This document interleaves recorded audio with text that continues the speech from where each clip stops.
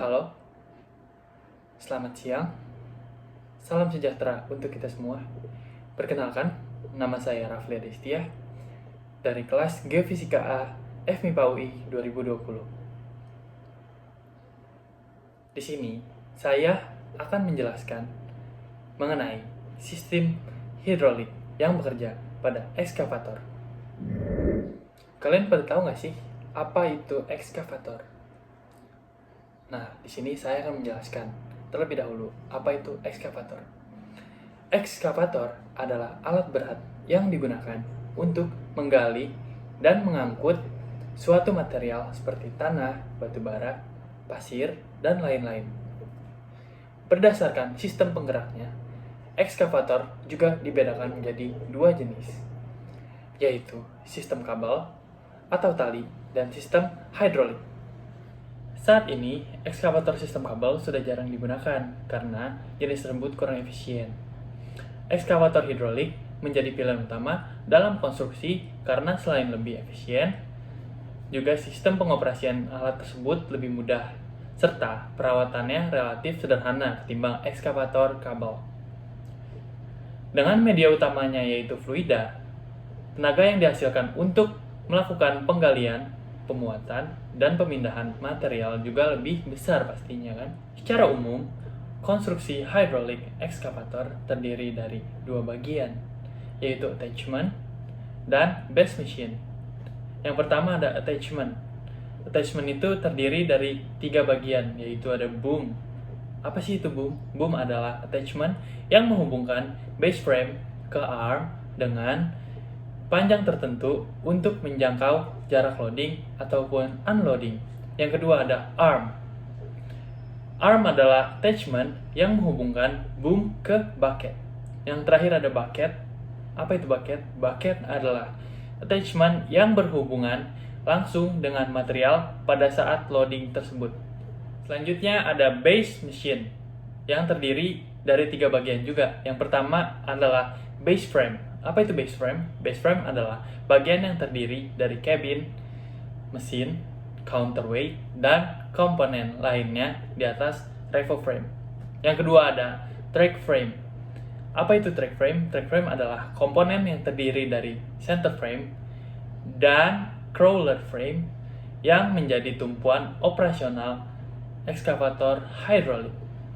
Yang terakhir ada track shoe. Apa itu track shoe? Track shoe adalah komponen yang berfungsi seperti roda pada kendaraan untuk menggerakkan hidrolik ekskavator.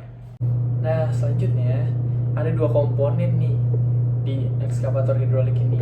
Yang pertama ada komponen utama. Komponen utama itu terdiri dari 4 bagian. Yang pertama adalah tangki hidrolik. Yang kedua ada pompa hidrolik. Yang ketiga ada akuator. Dan yang terakhir ada katup-katup pengontrol si hidrolik tersebut. Nah, yang kedua ada komponen pendukung. Yang pertama itu ada komponen saluran pipa, selang atau hose. Yang kedua ada saringan.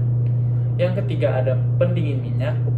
Yang keempat ada akumulator. Dan yang terakhir ada tuas dan pedal. Serta ada komponen kelistrikan lainnya. Selanjutnya, kita udah masuki tahap di mana mekanisme kerja sistem si ekskavator hidrolik tersebut. Nah, pertama, si mesin diesel memutar si pompa lalu mengaliri fluida dari sebuah tangki ke sistem dan kembali lagi ke tangki tersebut.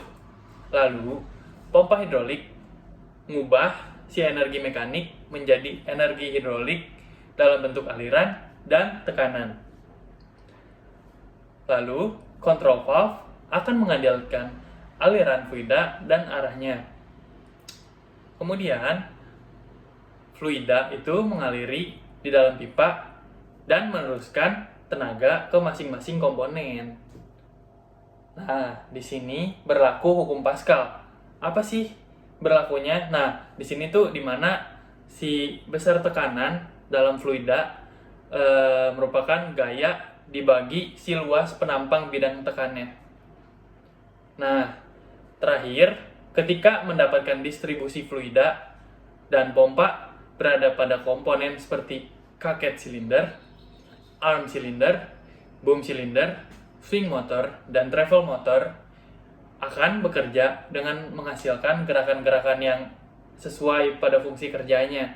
Misalkan gerakan seperti ini. Setelah saya menjelaskan mengenai cara kerja sistem tersebut, nah di sini saya akan menjelaskan mengenai jenis-jenis gerakan ekskavator hidrolik yang dibagi menjadi sekitar 6 bagian. Nah, yang pertama itu ada swing. Swing itu gerakan si ekskavatornya berputar, si body ekskavator berputar yang bisa menyebabkan itu mengambil dari sisi-sisi lain.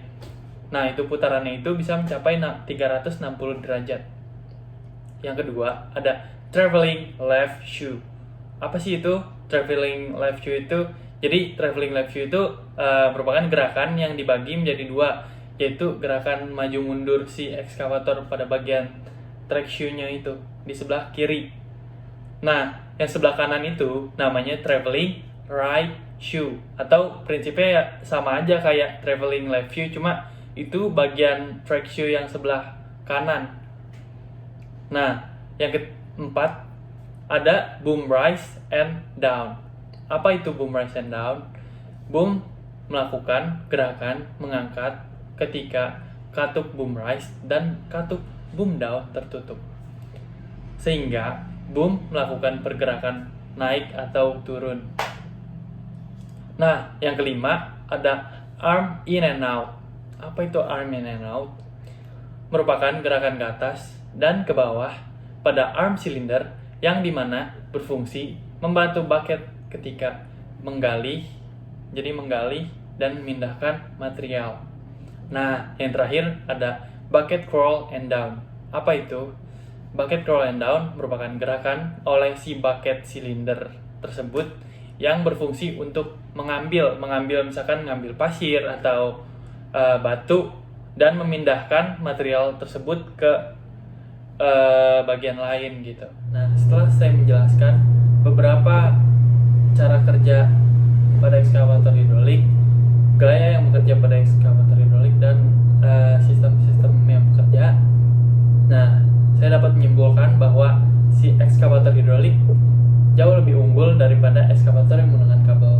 Apa sih keunggulannya? Nah, yang pertama itu si sistem hidroliknya hampir 100% efisien. Lalu, ekskavator hidrolik mampu memindahkan muatan yang jauh lebih besar daripada ekskavator yang menggunakan kabel. Kenapa? Karena tenaganya tuh lebih besar juga. Nah, lalu perawatannya relatif sederhana dan gampang penggunaannya si ekskavator hidrolik tersebut. Lalu nggak ada energi yang terbuang dari ekskavator hidrolik tersebut. Kemudian sistem geraknya dapat dikontrol dengan lebih baik daripada sistem yang kabel. Dan terakhir, tidak ada energi yang terbuang dari si sistem hidrolik tersebut karena energinya selalu disalurkan menjadi energi mekanik.